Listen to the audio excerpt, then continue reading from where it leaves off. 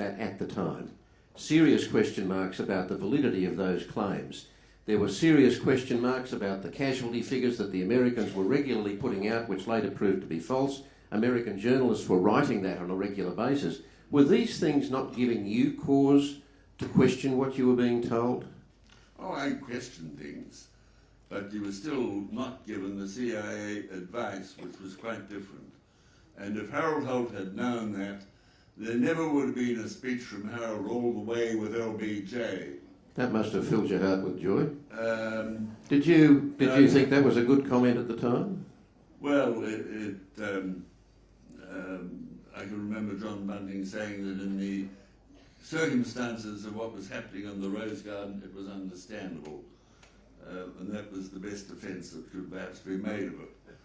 But what was the toughest question that you asked by whatever channel of the Americans about Vietnam? The toughest question I ever asked was of an Australian Minister for Defence.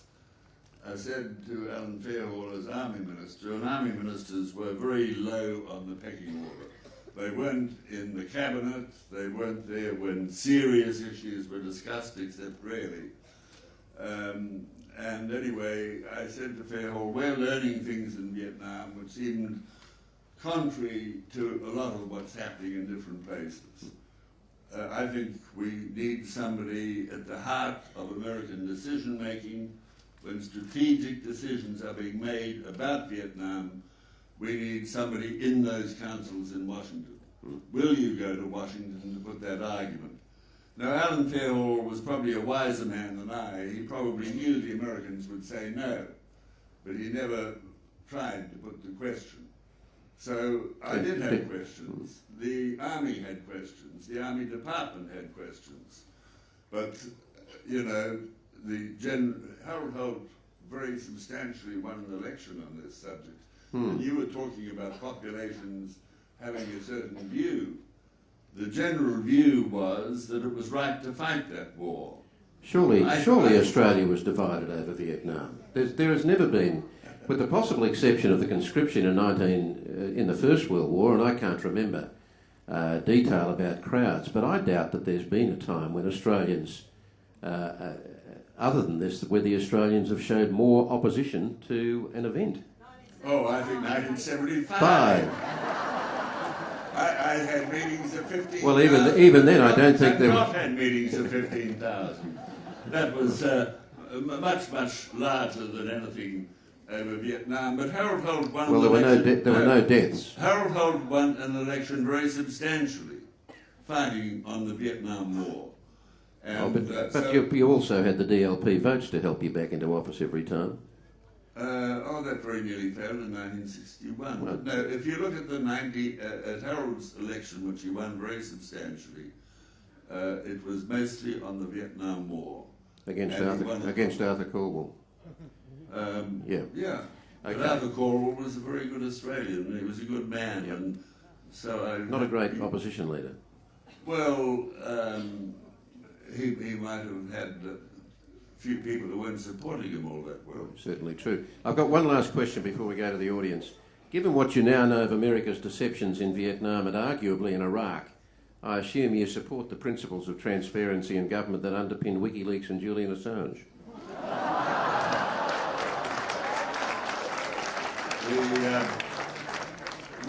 You can also say Snowden and other people. There certainly is far too much secrecy in today's world. There's a piece of legislation floating around which I'm told the government is going to advance. The only publicity attached to it is something that would have put journalists in jail for 2 years if they published something from a whistleblower. I learnt yesterday, and I haven't checked it for myself, but I learnt yesterday that is the most benign aspect of this legislation. But did you also know that there's already on the Australian statute books, with both parties supporting it, a piece of legislation, if somebody comes up and taps you on the shoulder and you don't know him, but he looks young and fit and he's in a suit and he might have one of those things in his ear and says, "Come with me, I'd suggest you don't, because he might be secretly arresting you and taking you away for interrogation, even though he knows you're totally innocent. The authorities in Australia are the only Western country that have passed legislation which allow for the secret interrogation without legal representation of people the authorities know to be totally innocent. And the reason for that, both parties supported it, the reason for that is they believe you may have seen something of interest to them in their anti-terrorist inquiries. So they start to question them and you don't know what they're talking about. If you can't satisfy them, you can be prosecuted and go to jail for 5 years. If they let you go and you tell your wife in a little pillow talk and they hear about it, you can go to jail for 5 years, both of you. And you have to prove, the onus of proof is altered. You have to prove that you do not know whatever it was you never saw in the first place and do not know what they are questioning you about. So how do you prove that? And that is in our legislation. I think the only country in the Western world who's passed such legislation, but it went through very quietly, both parties supported it. The Labour Party, in a fit of nobility, moved one amendment to that particular piece of legislation, because the original legislation allowed the full strip searching of girls down to the age of 6. The Labour Party said no, you can't fully strip girls under the age, I think, of 18, but it might have been 16. And so they were very brave, very bold in achieving that amendment. Okay, questions from the audience. Now, we've got, do we only have one microphone? We've got 2 microphones, okay. Can I ask you not to engage in dialogue, but to just ask a question and then retire? We'll start from this, we've got a microphone here. We've got someone on this side with a question. No, okay. Have we got a, yes, have we got a microphone here to this woman? Go for it. Mr. Fraser, hello. That's not a question. It isn't. I'm writing a book on forgiveness, and This is Byron Bay. I was wondering, because you are such a supple politician, you've grown, and I see such a lack of suppleness, and we get locked in. And in questioning that, I found that it was forgiveness that was a key for me. And I just wondered if you have observed that forgiveness has been helpful to you. I think the capacity for forgiveness is extraordinarily important for the human race. You don't see much of it around in politics. How do you apply it to yourself? Serious question. Well, I think it's something you really apply to other people. That's a very old Malcolm Fraser response. I can remember many times getting the answer, well, I won't express an opinion on that, Kerry, I'll leave that to the Australian people. Question from over here, front row, but then we'll go towards the back. Just quickly. Oh, is that on? Yes, it's on. Mr. Fraser, would you reflect on the evil empire, North Korea, and the relationship with China? If North Korea were to point their missiles at us, where would China be? Well, I don't think they're going to do that, but the one thing that would do most to enable a slightly more positive dialogue to happen with North Korea, and they really are a very strange, very reclusive state, would be for the Americans to sit down with them one-on-one and make it clear to the North Koreans that regime change is off the table. You might remember that the second George Bush talked about regime change for Iraq, Iran and North Korea, and then he achieved regime change in Iraq. So obviously Iran and North Korea are going to believe that America was serious about this. And if you're serious about it, what do? Well, they went for nuclear weapons. The Iranians say they're not, but there's a discussion as to whether they are or whether they aren't. Now, if America could really take regime change off the table, then that would make it possible to have a better discussion. The Americans on their part say no, they're not going to sit down with them one-on-one, they'll only sit down with them on the six-party talks, which have not really made much progress. Okay, over here. No. Mr. Fraser, which Prime Ministers of Australia do you admire? So, Which Australian Prime Ministers Do you admire? do you admire? Oh, Deakin. A number of those early Prime Ministers. Any more recent ones? Not Betty Hughes. He was a racist and a bigot. No, that can be proved. If you don't believe it... No, don't get sidetracked. Just give us names. Curtin. Curtin, chiefly in a different way, but he made grave and serious mistakes, which led to Labour's downfall. Bank nationalisation was a bit of absolute lunacy on their part. The people not Prime Minister, McEwen was the most underrated Australian politician. Menzies I admire. Gough Whitlam had a sense of Australian destiny. He wasn't the best at running an economy, but he did have a sense of Australian destiny and where Australia should stand in the world. Keating also had a sense of that. John Howard managed the economy very well, but not, I believe, the relationship with America. You know, there's been good and bad, and some better not spoken of. Can we get... Yep. Please don't throw the microphone to him.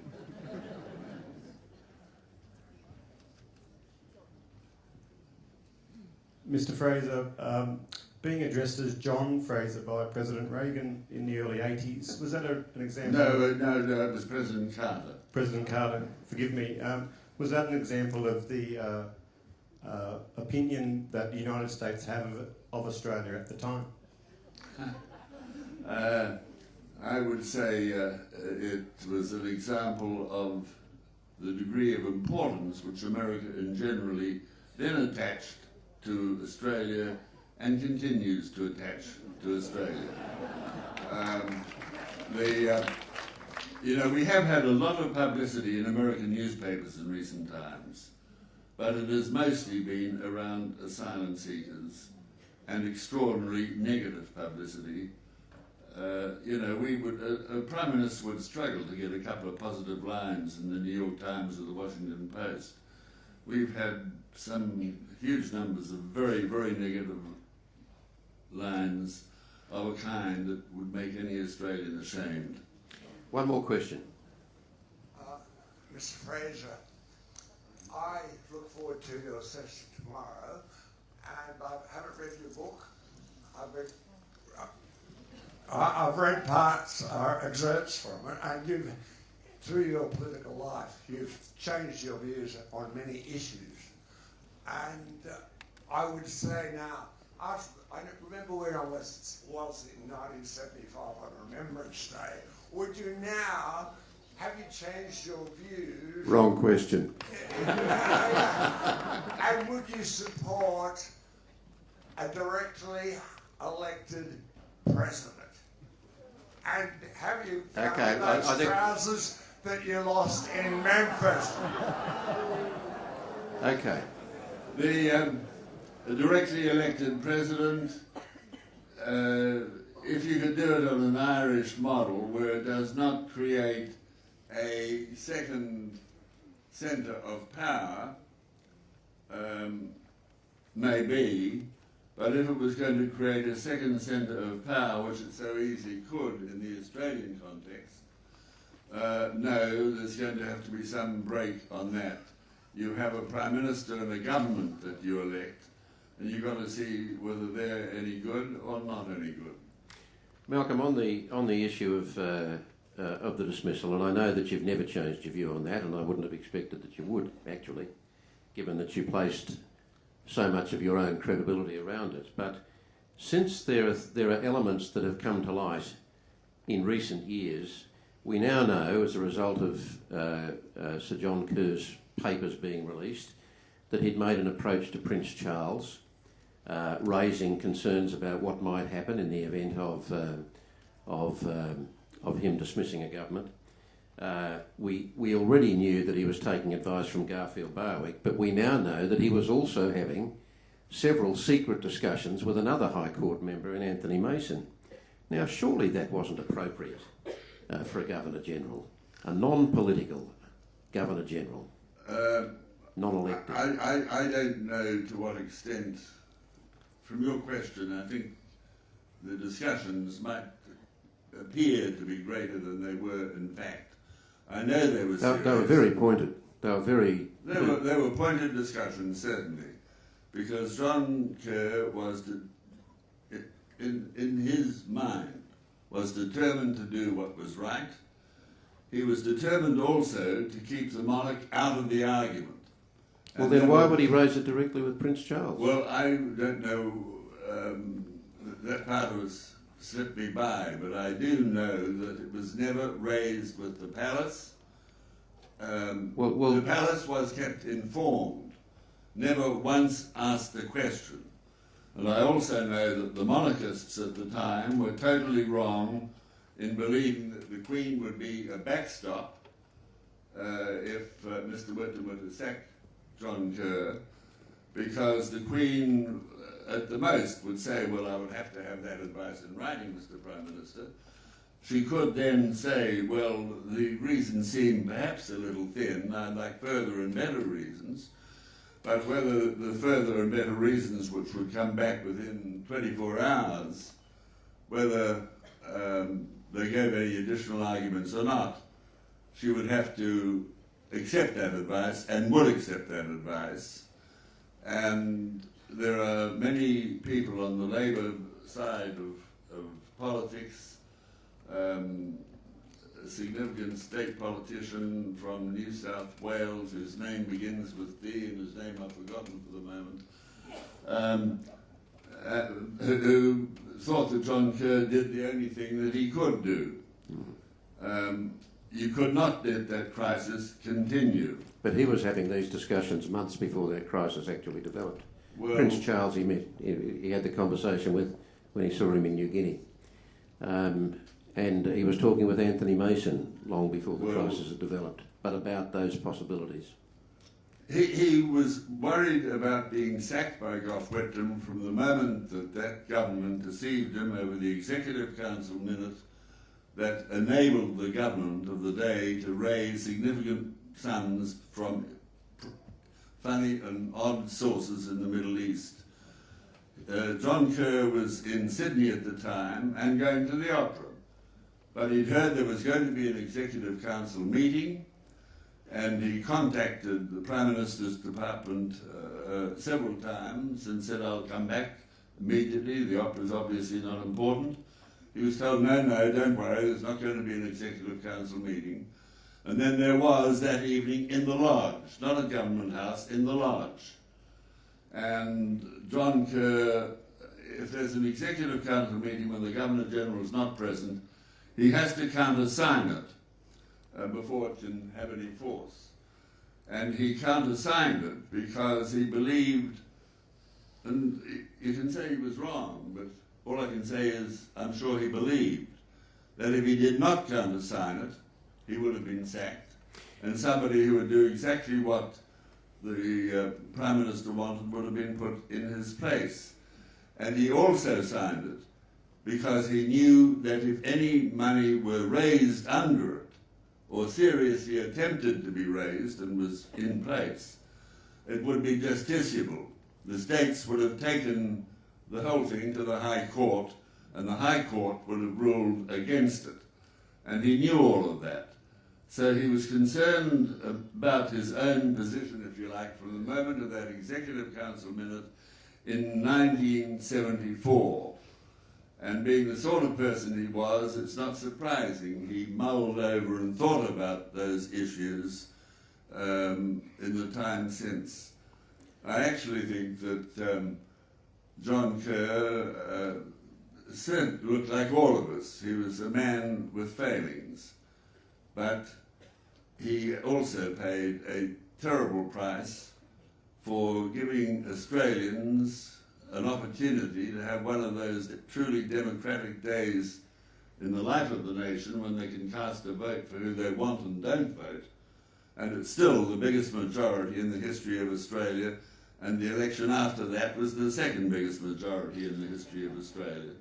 So there were a reasonable number of people around who supported the fact that he had actually done what he had done. I think, hang on, that's a whole other argument. We could spend days on this, and we won't, because people are getting agitated. But I must say, Malcolm, for the age of 84, if I've got that right, you're a fine advertisement for both.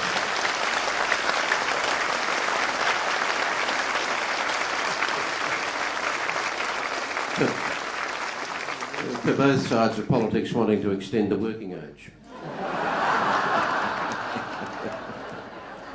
Now, before I ask for a final thanks, I'm just going to